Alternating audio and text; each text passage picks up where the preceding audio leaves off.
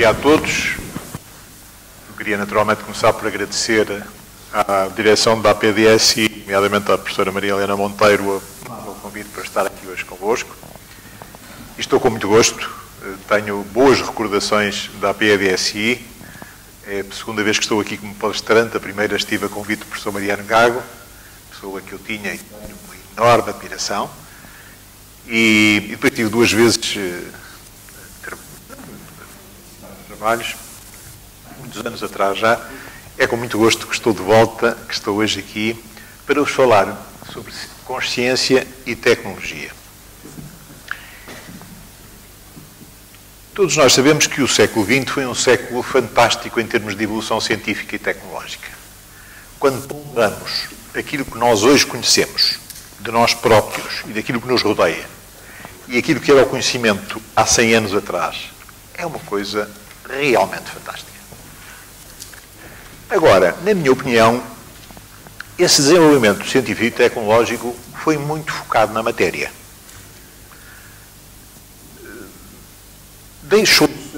A ciência deixou para trás a área da espiritualidade.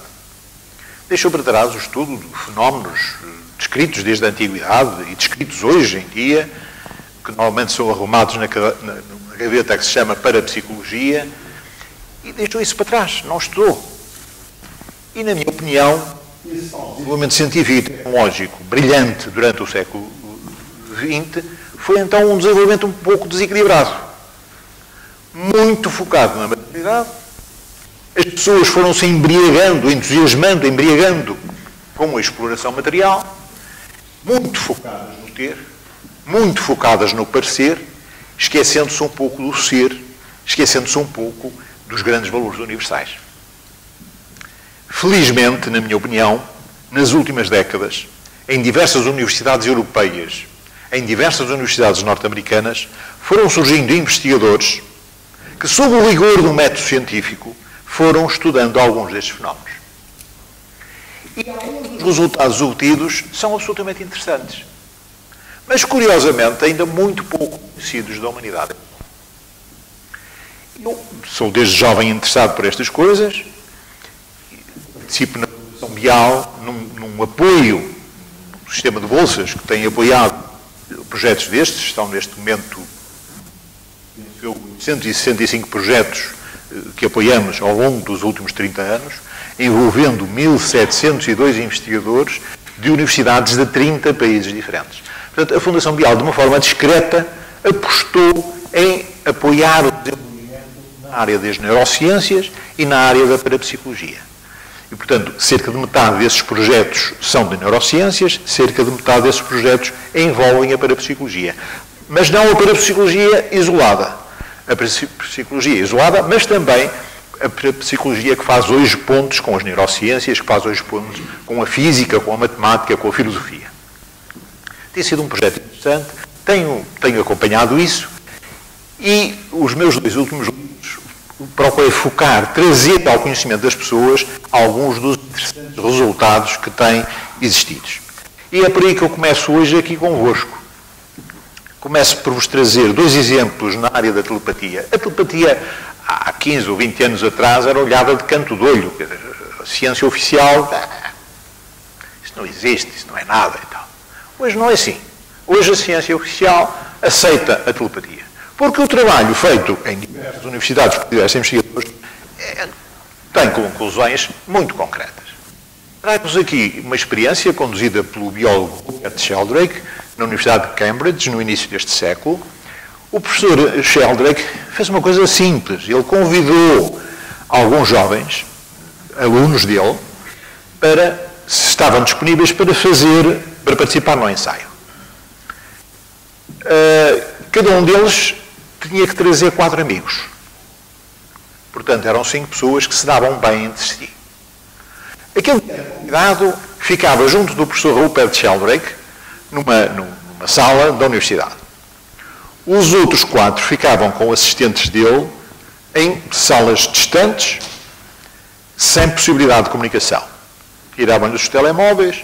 A única maneira que eles tinham de comunicar entre si era através do telefone da universidade. O jovem que estava junto do professor Sheldrake Tinha o telefone na frente, tinha um bloco de notas e um lápis. Sabia que o telefone ia tocar de 5 em 5 minutos. Sabia que quando o telefone tocasse, era um dos 4 amigos que lhe estava a ligar. Não sabia qual era. E o que é que ele tinha que fazer? Tinha que tentar adivinhar qual é que naquele momento era o colega que lhe estava a ligar. Como eles eram 4, e o número de chamadas que cada um podia fazer era o mesmo, a probabilidade de acerto era da ordem dos 25%. Pois bem, o professor Sheldrake realizou 570 ensaios e começou desde o princípio a prever que a probabilidade de acerto, que a percentagem média de acerto era sempre superior aos 25%. E terminou por ser da ordem dos 40%. O professor Sheldrake fez depois ensaios do mesmo tipo, experiências do mesmo tipo, com mensagens telefónicas, tipo SMS, fez com e-mails e sempre obteve resultados desta ordem. Que depois foram também conseguidos em outras universidades por investigadores independentes, em Amsterdã, em Freiburg e na Califórnia. Outro caso, outro exemplo, ainda na área da telepatia, na Universidade de Pádua, o professor Patrizio Soldi publicou em 2014 um ensaio, enfim, de alguma forma semelhante, só que ele convidava apenas pares de amigos. 2, que também eram mantidos no mesmo edifício da universidade, mas distantes, tiravam-nos telemóveis, sem qualquer possibilidade de contacto entre eles, ambos ligados em permanência ao eletroencefalógrafo. A única coisa que lhes era pedida é para pensarem um no outro. Alguns pediam até para poder escrever, fazer uma redação sobre o amigo, enfim. Tinham que estar a pensar um no outro, e nada mais. E depois, inopinadamente, um deles recebia estímulos sonoros fortes. O outro não recebia nada. Aquele que recebia estímulos sonoros fortes tinha alterações do eletroencefalograma compatíveis com os estímulos. O outro, que não recebia estímulos, tinha alterações eletrocefalográficas semelhantes em 78% dos casos. Isto é ciência? Está começado.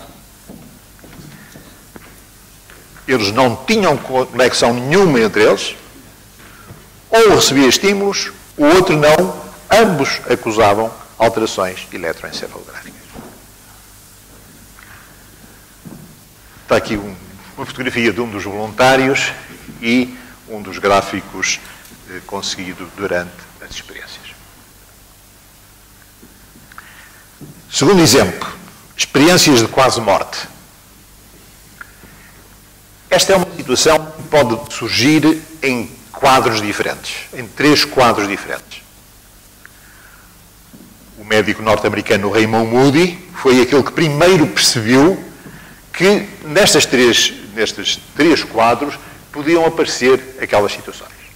Pessoas ressuscitadas depois de declaradas clinicamente mortas. O que é isto? São pessoas que são dadas como mortas, não respiram, o coração não bate, a eletroencefalográfica é isoelétrica, dadas como mortas. Durante minutos, em casos raros, durante horas, e em casos muito raros, durante alguns dias. De resto, está na literatura descrito que, por vezes, não sei como se chama, abrir o caixão das pessoas que já estiveram enterradas, como se chama isso, fazer exumação. Ao fazer exumação do cadáver, se verifica que os caixões, alguns caixões, estão arranhados pelo lado de dentro. Isso quer dizer que a pessoa foi enterrada viva, naturalmente. Bem, mas isto é uma situação que acontece. Acontece invulgarmente, mas acontece. Outra situação é pessoas que tiveram acidentes ou doenças graves em situações de quase morte. Pessoas que ficam em coma, às vezes em coma profundo, durante horas, durante dias, por vezes semanas ou meses. E quando recuperam a vida normal, contam uma determinada história que aconteceu enquanto elas estavam nessa situação. E, finalmente, pessoas que, ao morrerem, contam o que lhes está a acontecer de invulgar. no chamado leito da morte, pessoas que dizem que veem imagens que outros não veem, que ouvem sons que outros não veem, que não ouvem, e, portanto, nestas três situações, as pessoas contam uma determinada história que o professor Raymond Moody percebeu que tinha muitas coisas em comum. E qual é a primeira coisa em comum? Qual é aquela que mais impacto tem? É essas pessoas verem-se fora do seu corpo físico. Verem o seu próprio corpo físico a partir do exterior.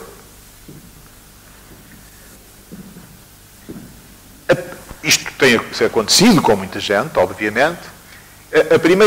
Lembro-me agora, a primeira personalidade pública que passou por uma situação destas e o assumiu publicamente foi o cantor francês Charles Aznavour, que teve um acidente de viação e que contava que ficou estupefacto ao ver o seu corpo estendido no chão da estrada a ser assistido, os enfermeiros, o INEM, na altura, a chegar e a levar o corpo.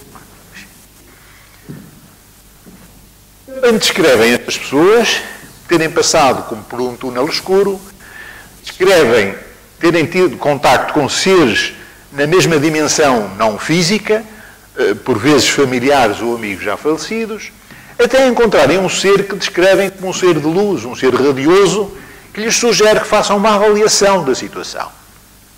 E ao fazerem a avaliação, veem instantaneamente como que o filme da sua vida. Tudo aquilo que fizeram, tudo aquilo que disseram, tudo aquilo que pensaram. E ao verem isso, sentem necessidade de continuar na Terra, porque acham que devem ser úteis neste ou naquele aspecto para si ou para os outros. E ao desejarem continuar na Terra, acordam no leito do hospital ou em sua casa, onde está o seu corpo. E, curiosamente, é dito que, a partir daí, têm uma postura muito mais natural. Não gostam do conflito. Tornam-se tolerantes. Dizem não ter medo da morte. Dizem ter prazer em conviver bem com tudo e com todos. Depois dos trabalhos do professor Raymond Moody, outros investigadores em universidades europeias e norte-americanas realizaram trabalhos nesta área e com resultados do mesmo tipo. Terceiro e último exemplo, relato de supostas vidas passadas. E o que é isto? Isto são pessoas que se referem a uma existência anterior, a uma suposta existência anterior, 50, 100, 200 anos antes. A maior parte desses casos verifica-se em crianças, entre os 2 e os 7 anos. É uma situação muito invulgar na idade adulta, mas também acontece. O primeiro investigador que resolveu focar a sua atenção nisto foi o professor Ian Stevenson, que era desde jovem, ficou bastante jovem, diretor do Departamento de Psiquiatria da Universidade de Virgínia, nos Estados Unidos, e resolveu reunir um grupo de médicos e psicólogos para tentarem perceber o que isto era. E anunciaram ao mundo isso. Pediram para quando o professor Stevenson disse: eu não quero estudar adultos, porque os adultos mentem muito bem, a criança é muito mais fidedigna, vamos procurar estudar crianças. E anunciaram ao mundo que quando médicos e psicólogos, quando encontrassem casos destes, os chamassem e eles fossem ao local para gravar aquilo que a criança dizia em relação às tais supostas vidas passadas. E a criança conta uma história. Normalmente a criança conta: quando eu era fulano, quando o meu pai era cicrano, quando eu vivia naquela cidade, naquele país, outro distante, com quem nunca teve nada, nem ele, nem a família, nada a ver. Família atual, obviamente. Pronto, e normalmente os pais começam: cala-te com isso e tal.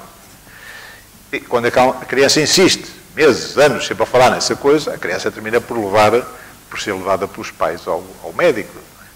E então alguns médicos começaram a chamar a equipa do professor Stevenson e eles lá iam estudar os casos para perceber se havia na história da família, dos amigos ou dos vizinhos, alguma coisa que tivesse relação com esse passado que a criança contava. Por exemplo, uma criança paquistanesa que dizia que tinha vivido na Alemanha. E eles iam verificar se, na família, nos amigos, havia alguém que tivesse estado imigrado na Alemanha e, portanto, pudesse haver uma história qualquer a partir da qual a criança engendrasse aquela coisa. Ou se estivesse a passar uma telenovela na televisão, na Alemanha, naquela altura. Se havia essa conexão possível, eles desinteressavam-se, já não estavam mais. Se não havia nada que explicasse a história que a criança contava, então eles davam continuidade ao estudo, deslocando-se ao país, à cidade onde a criança dizia que tinha vivido antes, tentar ver se encontravam algo que pudesse, algum relato, algum registro que pudesse comprovar a existência dessa personalidade prévia. O professor Stevenson começou este trabalho no final da década de 60, do século passado. Até agora, eles estudaram, portanto, ele já faleceu, o professor Jim Tucker é o responsável do departamento, deste departamento da Universidade da Virgínia, e até agora estudaram quase 3.000 casos de crianças que relatam supostas vidas passadas. E em 68% desses casos, vamos dizer, contas redondas, em 2.000 casos, eles puderam encontrar relatos e registros de uma pessoa que existiu antes com as características relatadas para a criança. O professor Stevenson saiu fora do quadrado, mas foi um académico respeitado. Os resultados da investigação da Universidade da Virgínia são aceitos pela comunidade científica internacional. Não se sabe como, não se tem explicação científica para isto. Mas a verdade é que existem relatos não só de descendentes das pessoas que são dadas, que são indicadas pelas crianças, mas existem registros de fenómenos, de factos, de autópsia, relativos à pessoa que existiu 50, 100 ou 200 anos atrás. É claro que outros investigadores, de universidades europeias e norte-americanas, e eu tenho aqui alguns nomes, também resolveram investigar neste tipo de coisas e têm encontrado, têm chegado a resultados semelhantes. Bem, os fenómenos parapsicológicos, hoje, na minha opinião, são enquadrados nos parâmetros de normalidade. O que é que eu quero dizer com isto?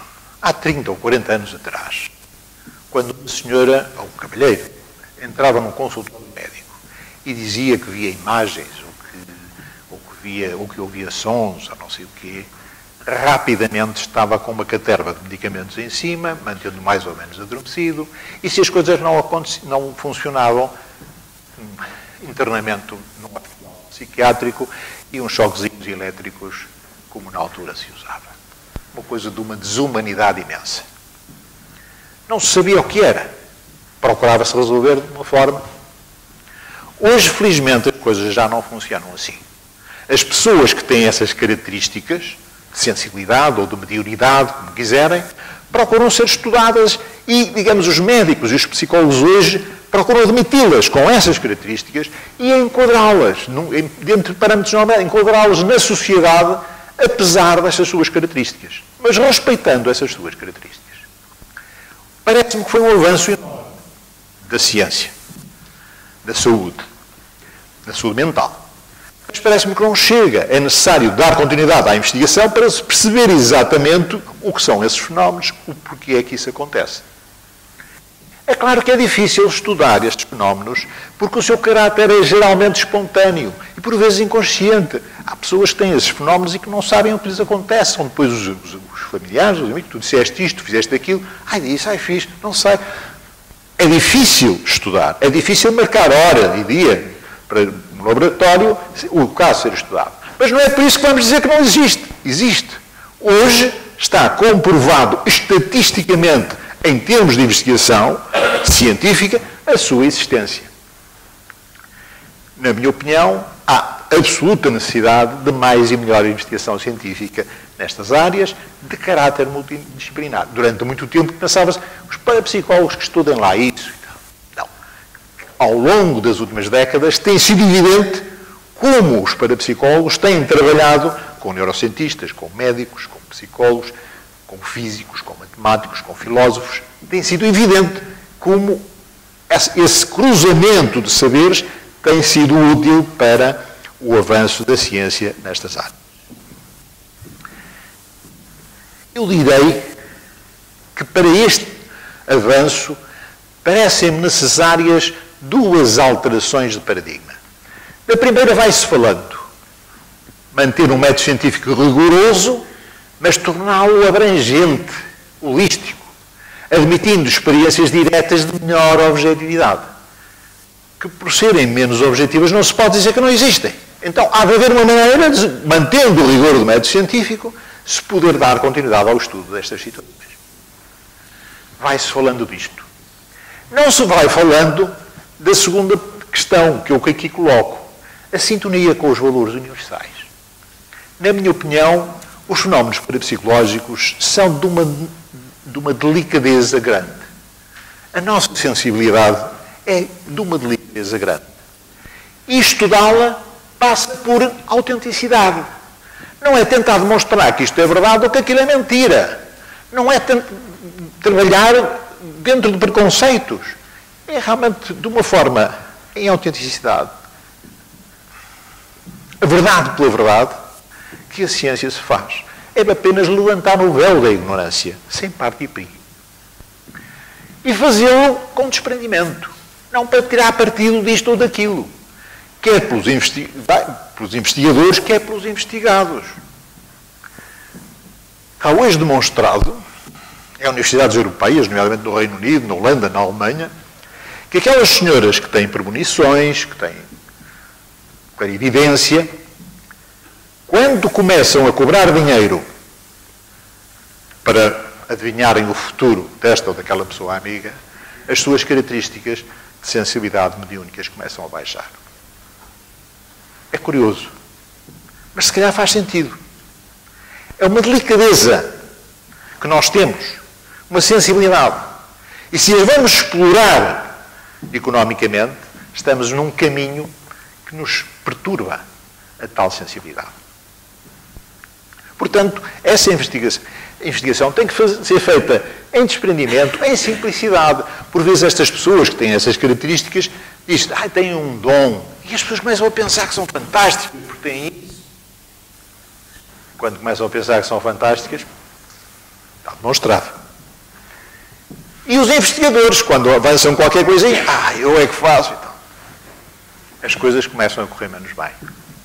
Portanto, é uma investigação que tem que ser feita em simplicidade, em desprendimento, em simplicidade, sobretudo com sentido de utilidade de trabalhar para esclarecer verdadeiramente a humanidade sobre estas áreas.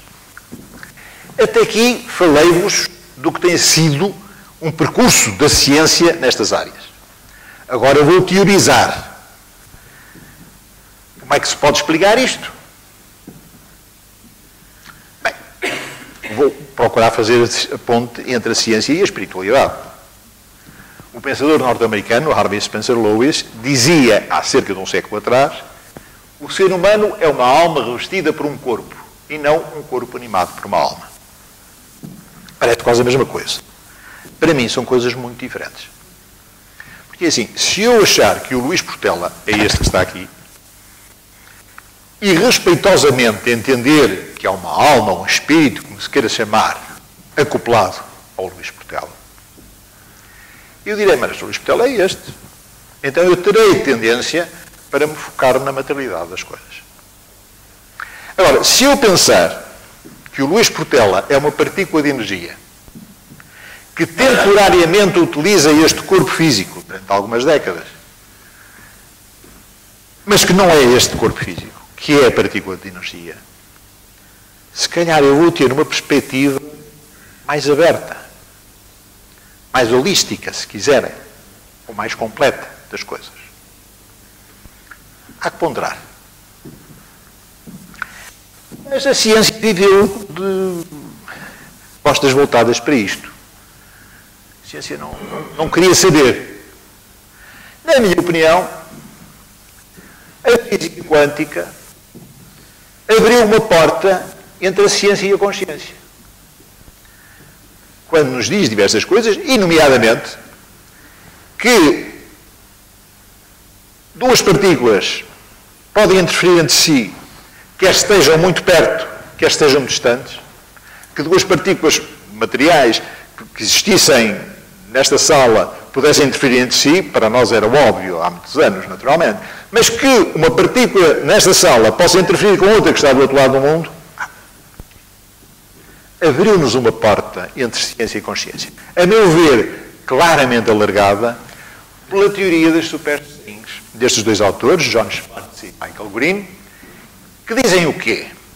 Que dizem que as mais pequenas partículas de matéria conhecidas, o quark, o eletrão, o próton, são, afinal, constituídas por energia.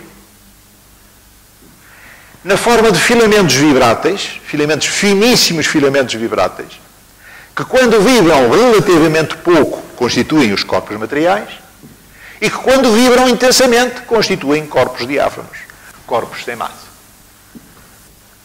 Eventualmente, a alma, o espírito, como queiram chamar. Digo eu. O que hoje a física admite é que, de facto, nós vivemos num universo de energia entrelaçada, interligada, onde aquilo que cada um de nós faz implica com todos os outros. E aquilo que todos os outros fazem implica connosco. Um universo de energia interligado. É isto muito novo? Eu não sei, mas um senhor que se chamava Einstein, há cerca de 100 anos atrás, dizia que tudo é energia. Se calhar vale a pena ponderarmos um bocadinho mais isto. E têm feito alguns autores neste sentido. Então, o que é pensar? O que é o pensamento? Estou a teorizar, estou a falar daquilo que são teorias. Isto não está demonstrado. Mas admitem alguns autores que o pensamento é uma radiação energética. Quando nós pensamos, emitimos uma radiação energética, ainda não demonstrada. Mas quer dizer, invisível, naturalmente, como os raios-x são invisíveis, os infravermelhos, os ultravioletas, emitiremos então uma radiação. Todos nós emitimos esse tipo de radiações e todos nós somos suscetíveis de as captar. Todos nós emitimos radiações, uns com mais força, outros com menos. Todos nós somos suscetíveis de as captar, uns com maior capacidade para isso, outros com menos.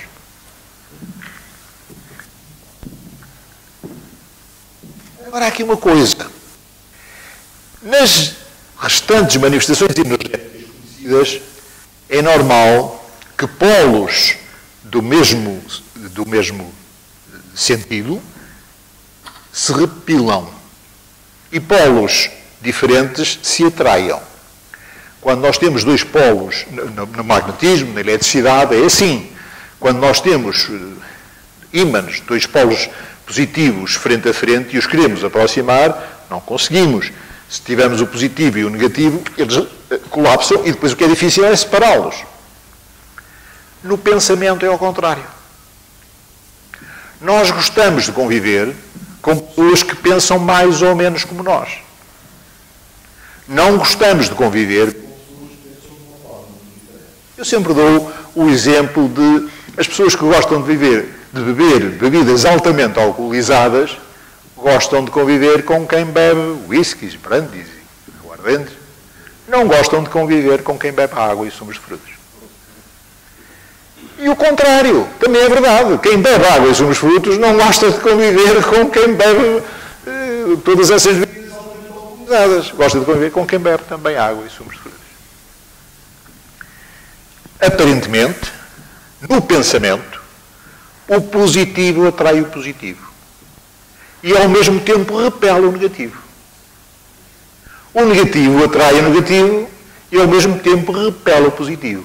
Isto está em sintonia com o que nos dizem as correntes de psicologia hoje em dia. Quando as pessoas têm tendências negativas, têm tendências... Qualquer psicólogo diz, tem tendências depressivas, qualquer psicólogo diz, é através do pensamento positivo que isso se pode resolver. A pessoa entra na negatividade e anda ali à volta.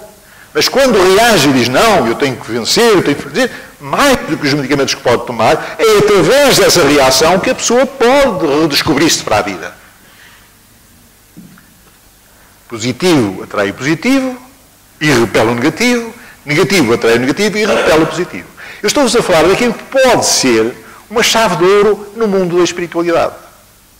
Porque é assim, se nós com pensamentos positivos atraímos o que é positivo, por que é que devemos estar com pensamentos negativos e atrair o que é negativo? Vale a pena ponderar. Bem, por esta forma, então quer dizer que nós poderemos ser responsáveis por tudo aquilo que pensamos, e hoje aprende-se a controlar o pensamento. Hoje há escolas que nos ensinam a focarmos o pensamento naquilo que nós pretendemos e a rejeitarmos aquilo que são pensamentos que nós achamos que não são construtivos, que não são bons para nós. Isso aprende-se. E quem aprende a colocar o pensamento também poderá aprender a controlar aquilo que diz, poderá aprender a deixar de dizer algumas bacuradas que por vezes deixam infelizes as pessoas à volta. E a maior parte das vezes até são aqueles que nos são mais próximos. E depois temos até vergonha de pedir desculpa. Mas se formos capazes de controlar as palavras, nós vamos viver melhor por nós próprios e proporcionar àqueles que nos rodeiam que vivam melhor também. E se formos capazes de controlar as palavras, se calhar também somos capazes de controlar os atos. De controlar aquilo que fazemos. Então quer dizer que nós poderemos ser enquadrados como responsáveis por aquilo que pensamos, por aquilo que dizemos, por aquilo que fazemos, e eventualmente por tudo o que acontece connosco.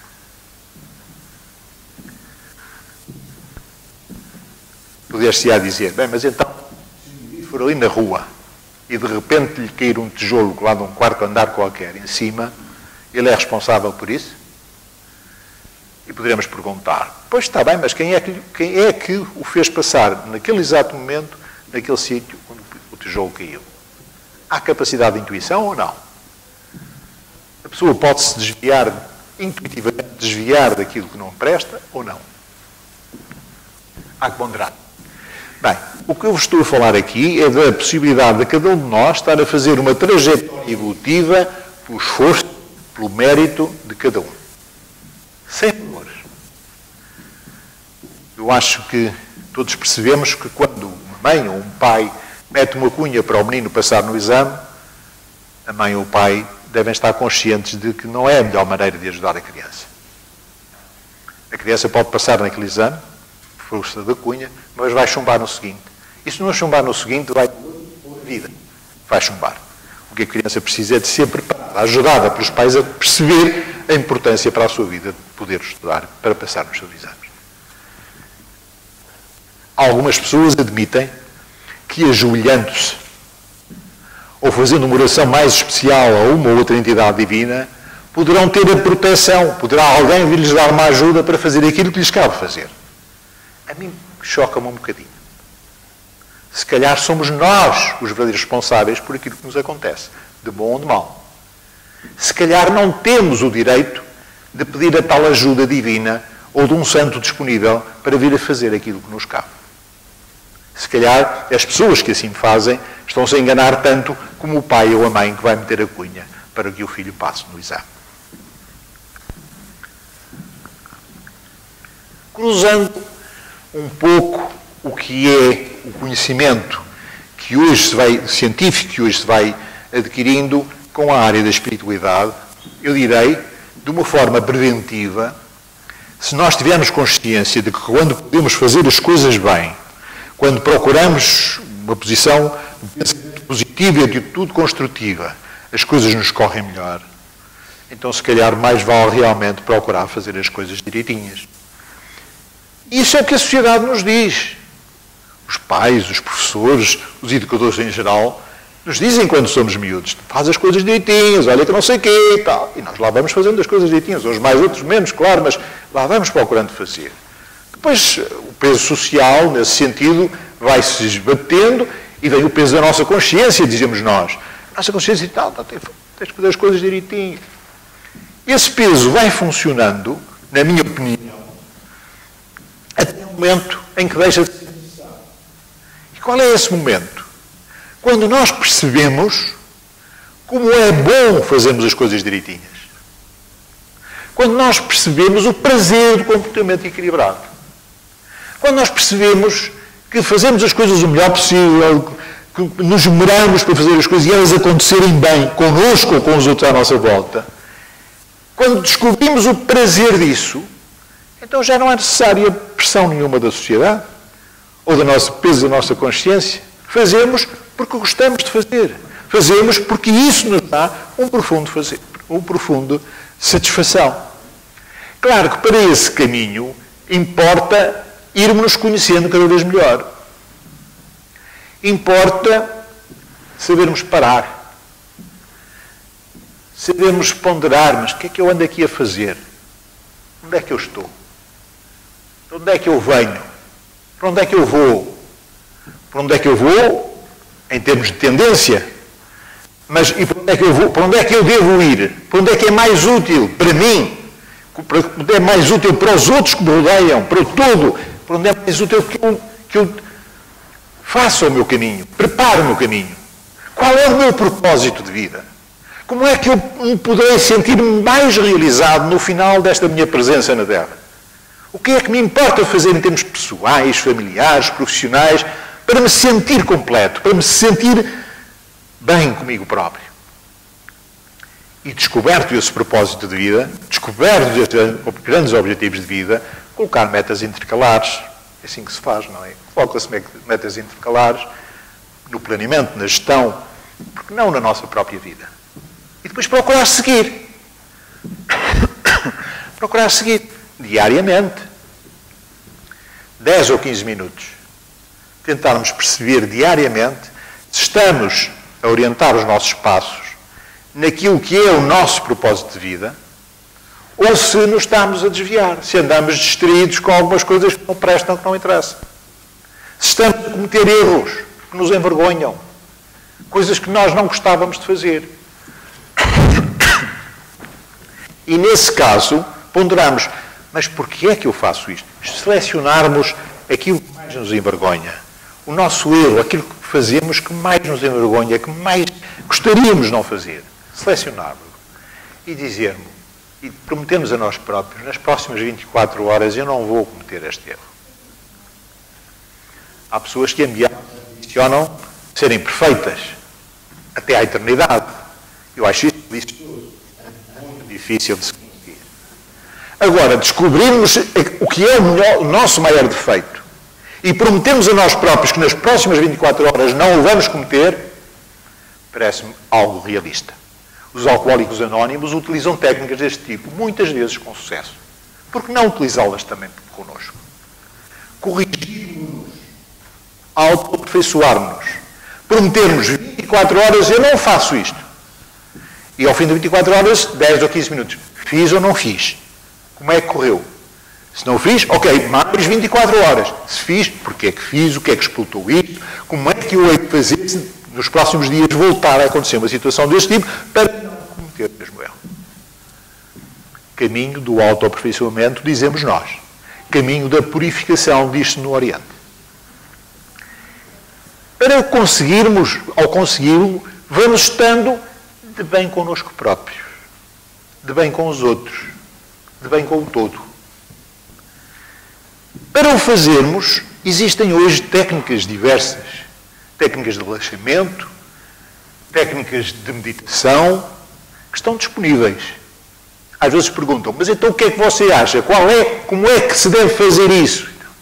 Eu acho que não há fórmulas definitivas. Acho que cada um deve procurar por si como é que consigo funciona melhor. Eu gosto muito de me procurar encontrar pela via do silêncio. Mas há outras pessoas que gostam pela via da oração. E há outros que gostam pela via da música. Ou dos sons, ou apenas dos sons batidos, ou focando-se na sua respiração.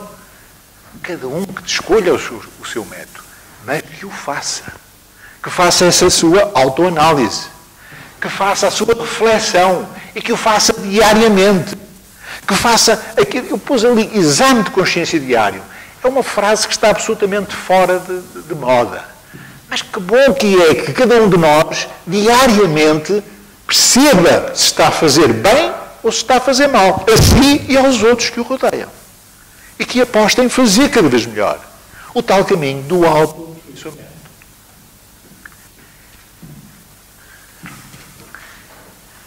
Bem, mas também alertaram que estávamos aqui numa reunião onde se analisa a inteligência artificial. E alguns provavelmente vão pensar, mas este tipo nunca mais chega ali, nunca mais diz nada sobre a inteligência artificial.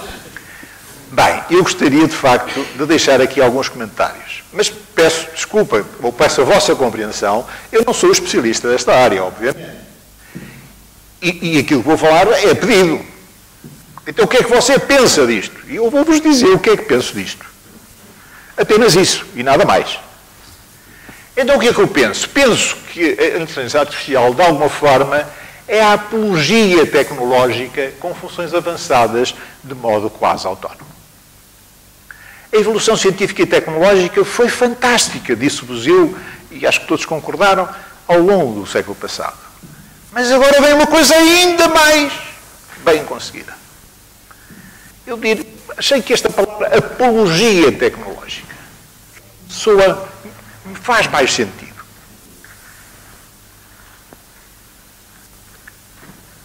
E é uma coisa curiosa. A imagem que eu tenho aqui é colocarmos os computadores a pensarem por imitação dos seres humanos. Eu acho que é o que tem sido pretendido, ao cabo e ao resto.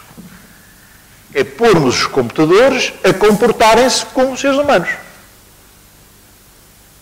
Não é só fazerem mecanicamente, é procurar pô-los a pensar como seres humanos. Este é o trabalho que tem sido feito com muito sucesso. Mas como também já foi hoje dito, percebe-se que estas coisas caminham para algo mais sofisticado.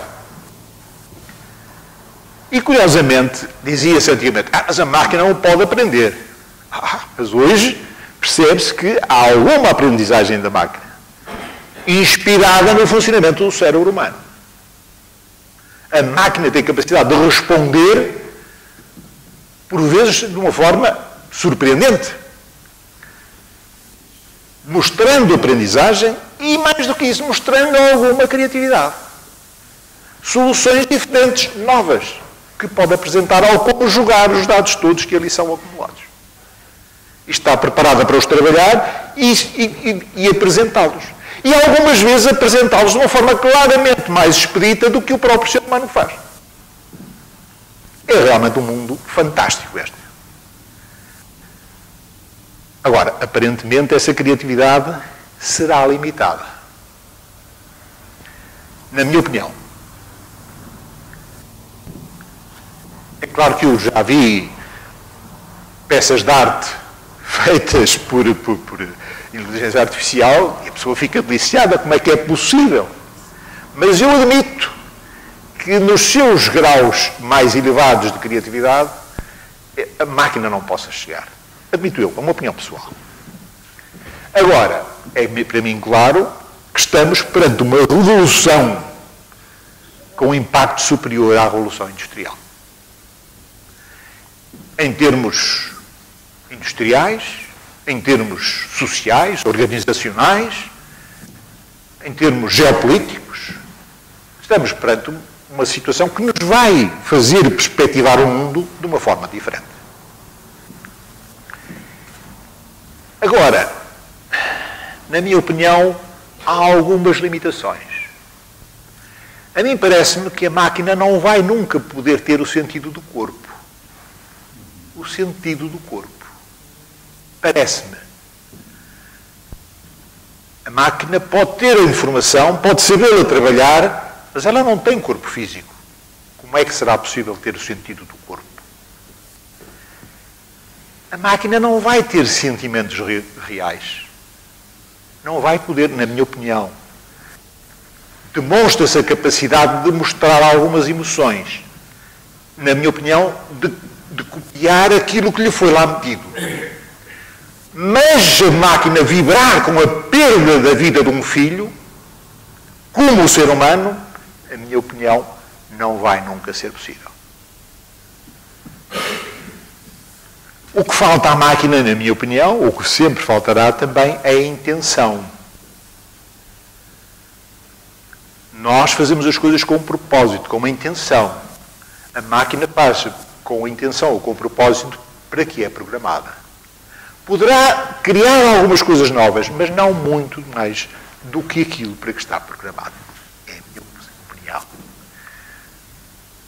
E a intuição, o sexto sentido, a percepção extrasensorial, como lhe queiram chamar, que os seres humanos têm, que alguns seres humanos sabiam há muito tempo que tinham, mas que hoje se admite que é uma coisa generalizada. Todos nós temos esse sexto sentido.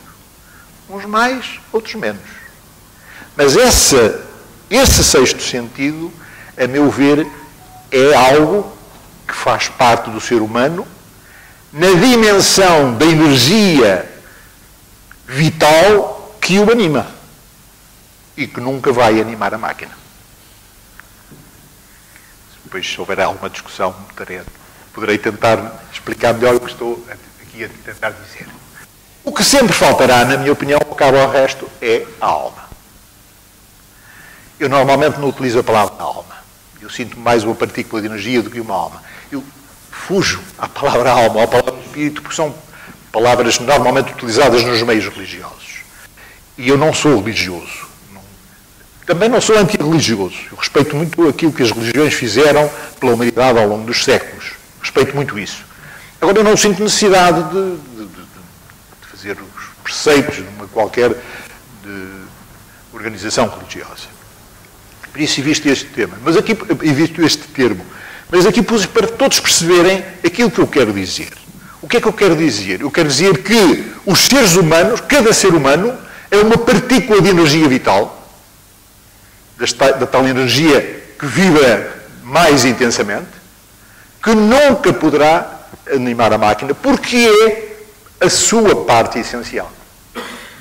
A energia vital que anima a máquina tem um nível muito inferior à energia vital que anima o ser humano.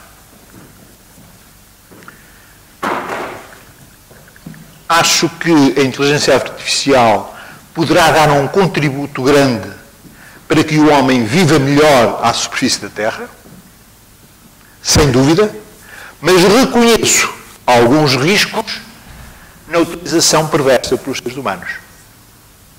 O professor António Damasio, presidente do nosso Conselho Científico, entre outras coisas, diz: o perigo não está na inteligência artificial. O perigo está na eventual utilização perversa da inteligência artificial. Eu comparo isto um pouco à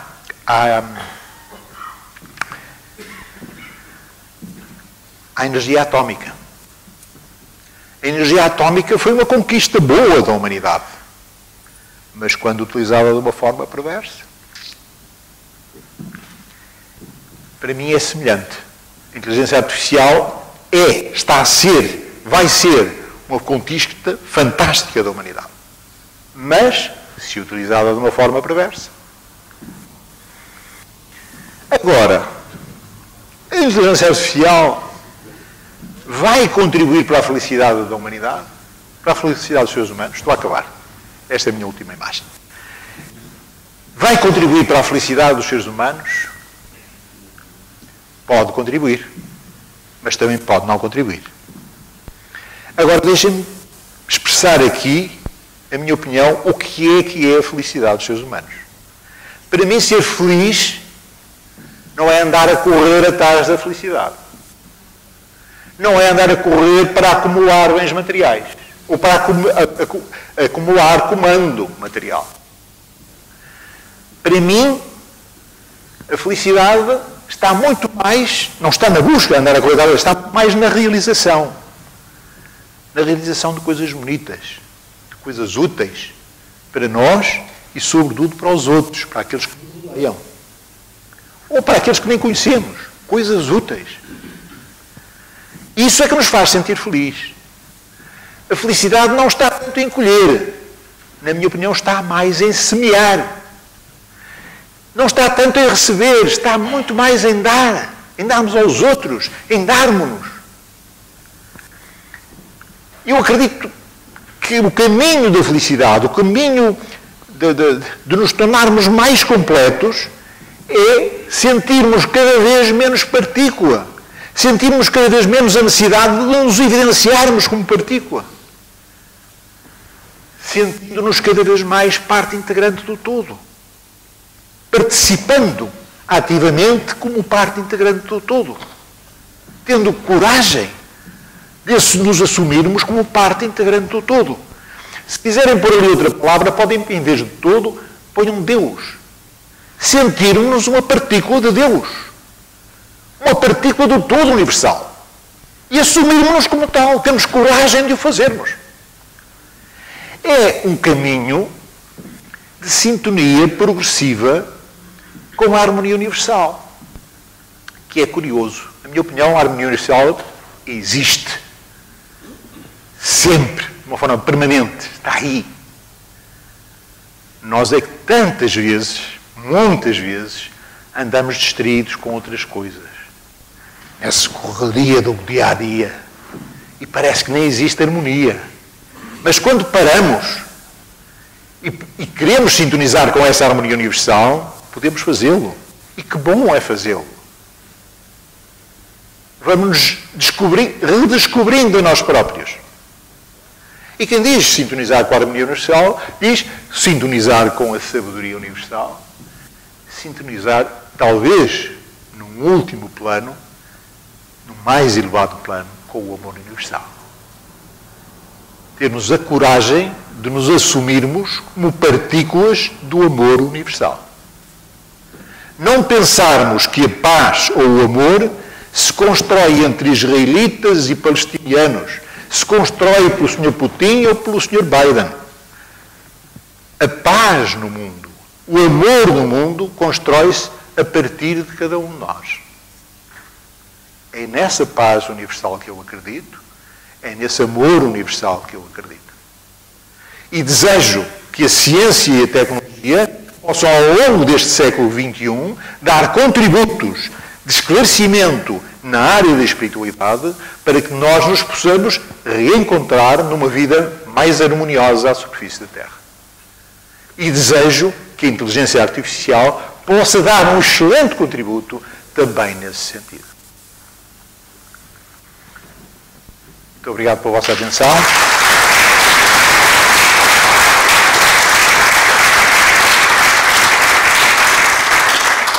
Falei-vos de algumas coisas que não são muito vulgares.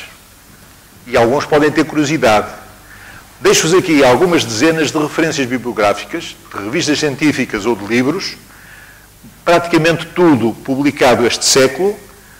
Pelos títulos podem escolher aquilo que será do vosso interesse e, hoje em dia, estas coisas são relativamente fáceis de lá chegar. Se tiverem dificuldades, estarei à vossa disposição para ajudar a lá chegar. Há coisas muito interessantes, muito giras, que valem a pena...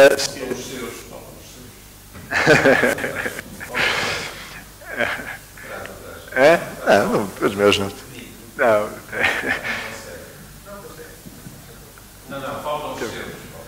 Muito obrigado pela vossa atenção mais uma vez.